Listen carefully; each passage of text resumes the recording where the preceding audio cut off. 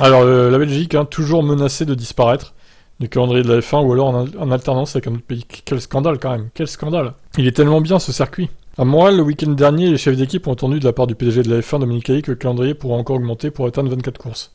Ce n'est pas une grande différence entre 24, 23 ou 22, a déclaré Frédéric Vasseur. Cependant, 16 de ces 24 courses seraient réservées au Grand Prix en dehors de l'Europe, car la Formule 1 exploite de nouveaux marchés aux US et même bientôt en Afrique du Sud. Cependant, le Grand Prix de Belgique pourrait manquer dans la liste, car les promoteurs n'ont pas encore convenu d'un nouvel accord avec la F1, malgré des investissements très importants sur le circuit de Spa et ses infrastructures. Ouais, ils ont même construit une tribune au Raidillon quand même. Donc elle servirait un an cette tribune. C'est nul, enfin je veux dire. Hein. Le patron d'AlphaTauri, Franz Tost, n'a cependant pas le temps pour la sentimentalité. Mais en même temps, lui c'est un connard, hein, Tost aussi. Hein. Il est pas mieux que Horner et Marco. Hein. C'est très facile. Pas d'argent, pas de Grand Prix. S'ils ont de l'argent, on y va. S'ils n'ont pas d'argent, on n'y va pas. Mais super. Quelle belle mentalité, hein, franchement. La première ébauche publiée du calendrier n'est pas attendue avant la fin de l'été, mais les plans deviennent lentement plus clairs et il ne semble pas bon pour Spa-Francorchamps qui pourrait sauver sa place uniquement grâce à une alternance avec la France. Sur les 8 places au calendrier pour les circuits européens, Silverstone, Budapest, l'Espagne, Imola, Zandvoort et Monza ont tous des contrats pour 2023.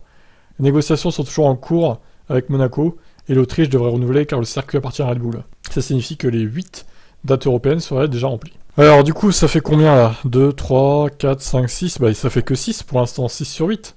Donc l'Autriche, ouais, ça fait 7. Et oui, il y a Monaco aussi, ouais, exact. Donc, ah putain, ouais, fait chier. En même temps, est-ce qu'on a vraiment besoin de Budapest Budapest, on se fait un peu chier, hein. Globalement, en plus, c'est une fournaise à chaque fois. Alors des fois, il pleut, donc c'est pas mal, mais en général, Budapest, quand même, c'est pas ouf, hein, les courses.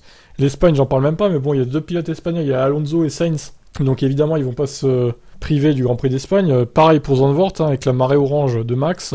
Même si les circuits, bon, les courses sont pas géniales. Bon, après, il n'y en a eu qu'une seule. On va attendre de voir celle de cette année. Peut-être qu'elle sera mieux, mais... Monza, bon, c'est un classique, faut pas y toucher. Silverstone aussi.